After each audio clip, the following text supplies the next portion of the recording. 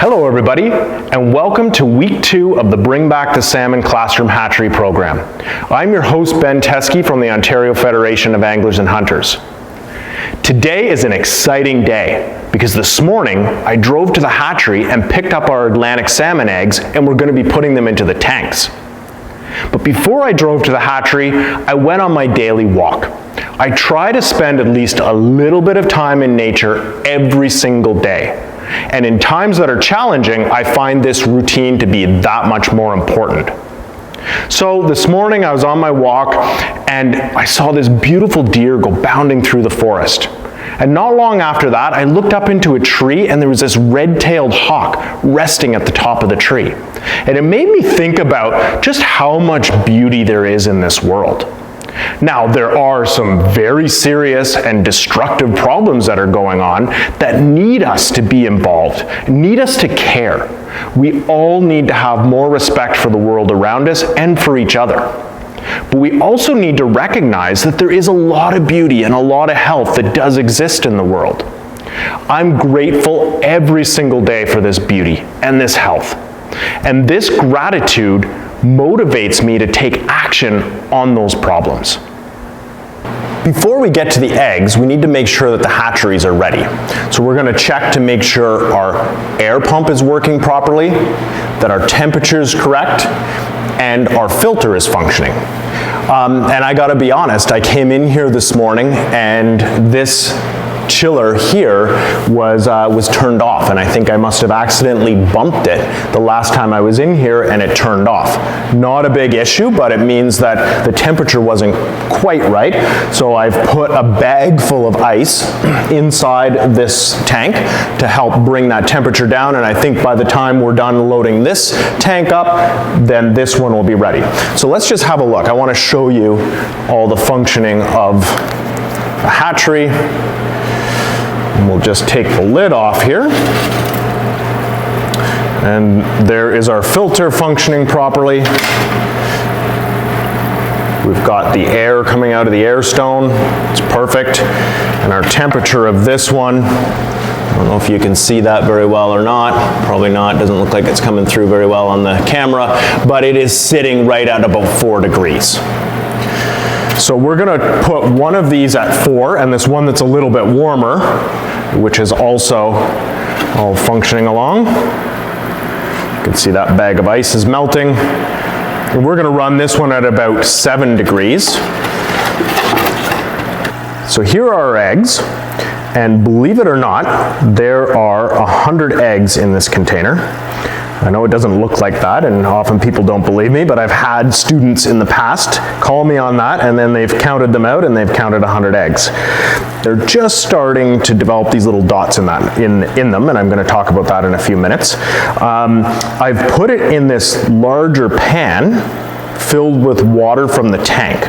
And I've done that because the eggs have come in one temperature. They were in a cooler. That's how I brought them from the hatchery this morning. And so I don't want to shock them. Just like if any of you have any fish at home, you might know that when you bring a fish home, you'll put it in a plastic bag into the tank so that it doesn't get shocked. Just like if you go for a swim on a hot summer day and the pool is cold and you jump in and you get that shock of hitting that cold water, we don't want to do that to our eggs. So we're going to allow this some time for it to balance between this water, that's the tank water, and the water that the eggs are in.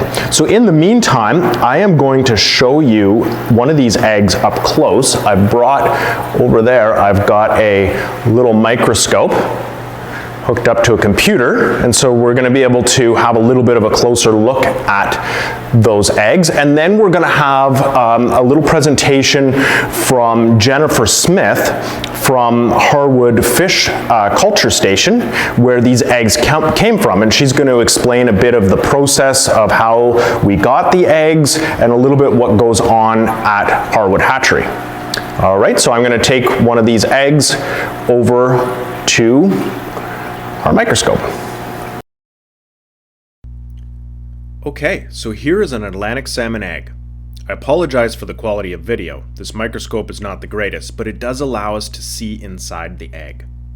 These eggs do not have a hard shell like that of a chicken. They are a bit rubbery.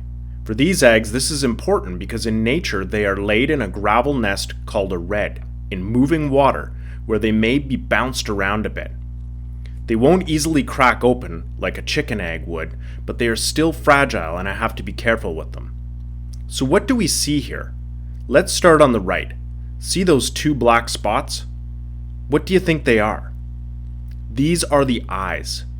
We call this stage of the fish's development eyed egg. When this egg came out of its mother, in what we call spawning, it contained the yolk and some genetic information. At the moment of fertilization from the male fish, the egg was essentially one cell. This cell started to divide and replicate itself in a process called cellular division. Once there are a bunch of exact copies of the first cell, the cells started to specialize into the different parts of the fish. Above the eyes, we can see a strand of blood vessels connecting the fish to the yolk. Again, if we think about a chicken egg, the yolk is the yellow part inside the chicken egg. In the Atlantic salmon egg, it is orange in color. This is the growing animal's food. We can also see the heart beating, and the fish will sometimes move around a little bit. In the middle of the egg, we see what looks like a faint frown. This is the spine of the fish. This fish probably doesn't like the intense light, so let's move it back with its friends and hear from Jennifer Smith about how we got these eggs.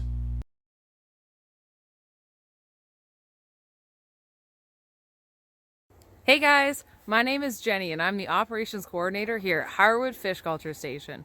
We are one of 9 stations across the province that raise 8 million fish for stocking in over 1,200 water bodies.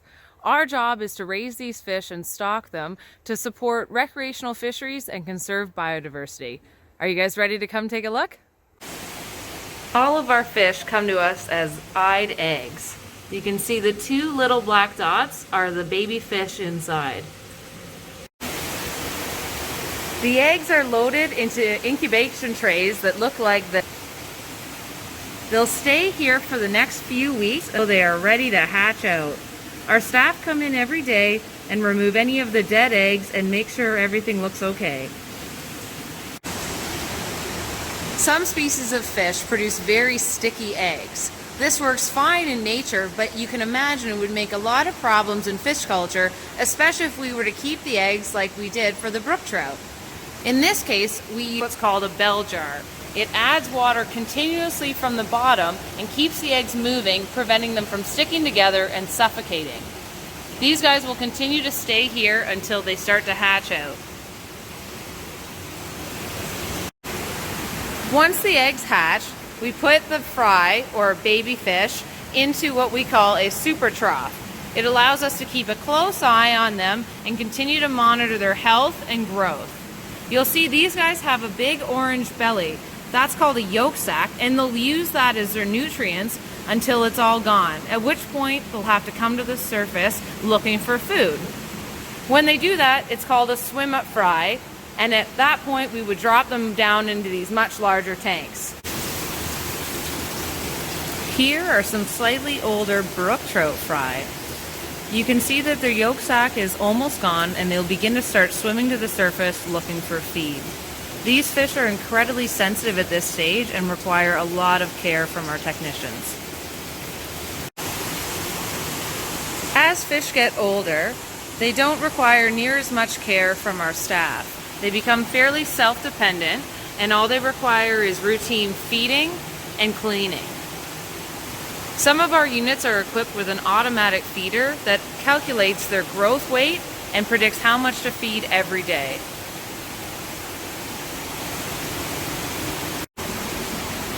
This is Harwood's early rearing section. We raise fish in here from the egg stage till about 4 months old, at which point they get too big and we have to put them downstairs where they have more space to grow. Let's go check it out.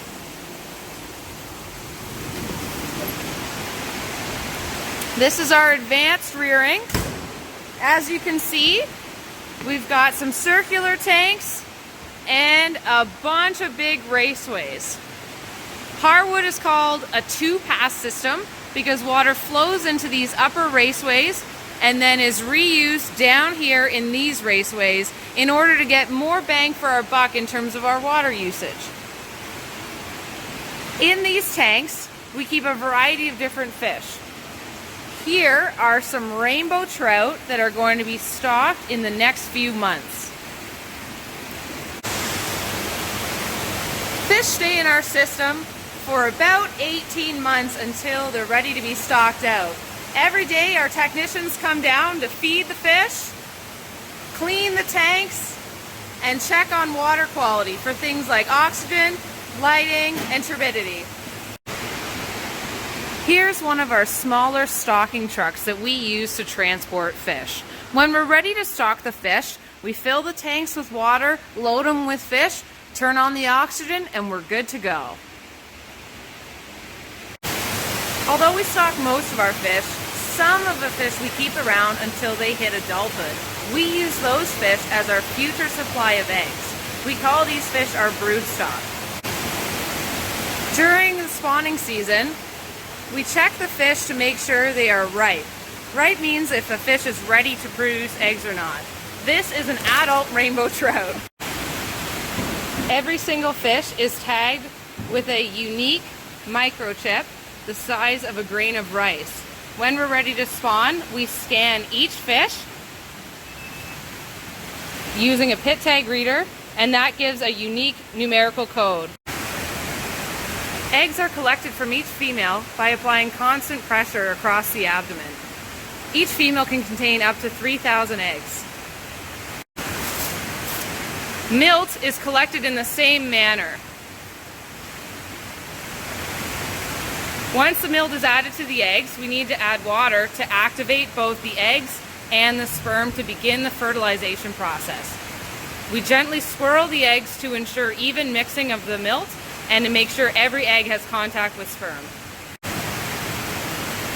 After letting the eggs and milt sit together for about a minute, we then have to rinse the eggs to remove any bad eggs, unused milt, and dirty water. When washing the eggs, we try to be as careful as possible to not damage any of them. Once we have removed all the bad eggs, we remove all of the remaining water and put the eggs into a disinfectant liquid to reduce the chance of infection from the parents.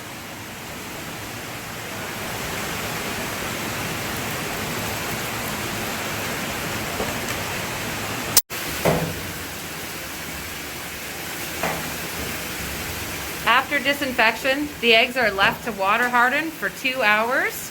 When that's done, we measure the size of each of the eggs using a Von Baer trough. You create a single line of the eggs and count how many fit inside the trough.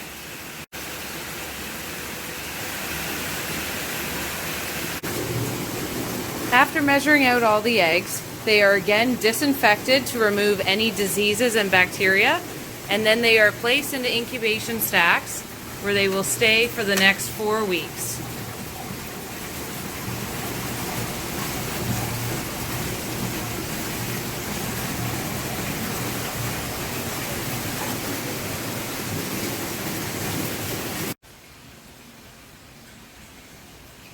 Well guys, thanks for joining me, and I hope you enjoyed your tour. I think it's really neat to be part of an organization that helps make sure that these guys are available for us to enjoy for years to come. That was great. Thank you, Jennifer. Let's go back to our classroom and load the eggs into the tanks.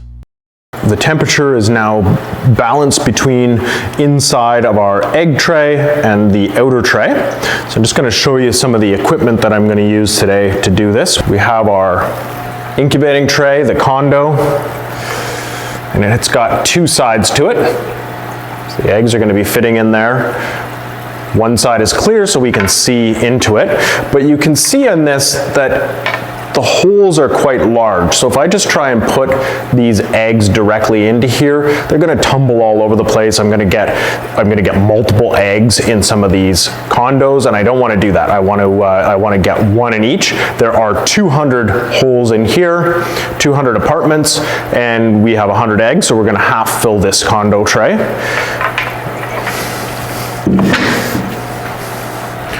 This here is my loading tray, so this is going to help me get just one egg into each of the apartments there. I have a towel because this water is extremely cold. It's 4 degrees. Normally I do a whole bunch of these in a season, and after about 10 of them I start getting used to the cold. But because of the way this year is going to be, I'm only doing these 2, so you get to see me do the first one of the year. So I'm out of practice and my hands are going to be really feeling that cold. I've got a towel at the ready. And then I've got a very high-tech scientific tool to help me move around the eggs. It's this one here. I think actually if you look closely, this made by NASA, no, Dairy Queen. Okay, so I'm gonna go ahead now and pour those eggs into the loading tray. Trying to do this in a way that you can see, and I'm not blocking what's happening. I can see that there. Now I'll hold this down. I'll get my trusty spoon ready. I'm going to hold this down so that any eggs that make it off of the tray don't end up underneath the tray and get squished. It's okay if they don't land in right on the tray. I can move them around afterwards.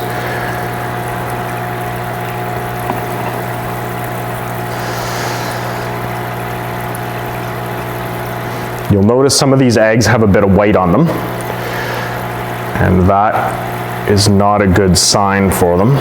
Those ones probably will not survive, unfortunately. But that is normal. That happens. So we've had a couple escape here, but that's fine. We'll get them at the end. Just want to make sure that it's just one egg in a hole.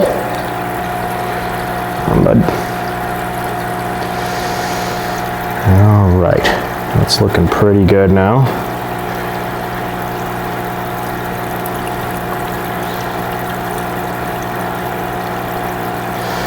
Usually I have the hawk eyes of the students to help me with this part. And I believe one slipped underneath there. So let's have a look. Yeah, there he is. Or she. No way of telling at this point.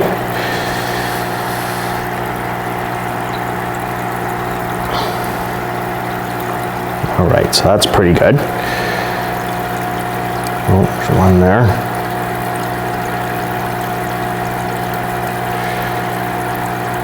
All right, now we're ready to put them into the tray.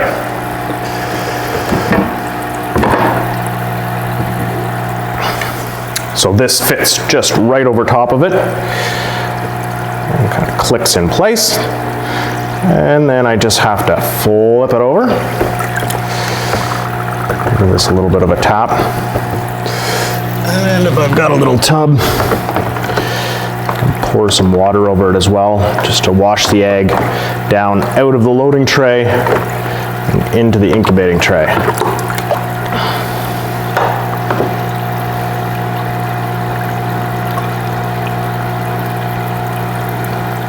And I just make sure nobody's stuck in there,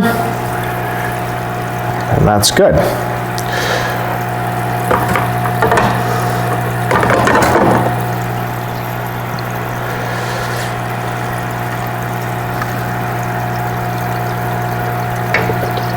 And that clicks into place as well. And then there are some nuts and bolts that go in it.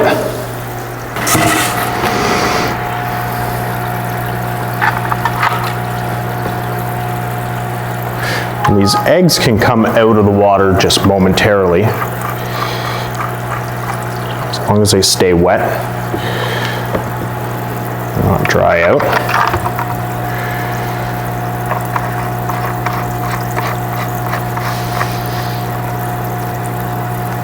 Okay, now we're ready to put this into the tank.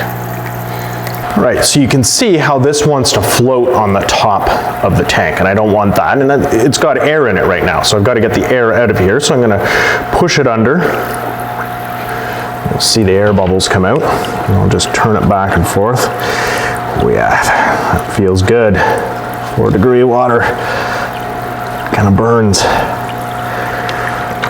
Flip it around a number of times, get the air out. There's holes at the bottom of each one of these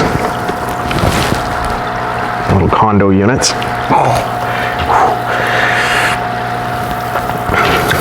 And that I want at the bottom, so the egg is sitting there and it's able to get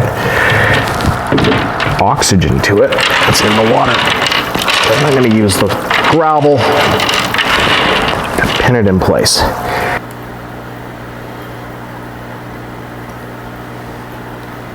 All right, so that's eggs in one of our tanks. Now I'm gonna wait just a bit longer before I put the eggs into the other tank. I just want that temperature to come down just a little bit more before the eggs go in. On our website, bringbackthesalmon.ca, you'll find a small activity that goes along with this week's episode. It's just a few questions that you can answer individually, in small groups, as a class, or even at home with your family. I hope that you'll join us next week when we're going to hear from Dr. Catherine Pyman. She's going to tell us about Atlantic salmon identification and life strategies.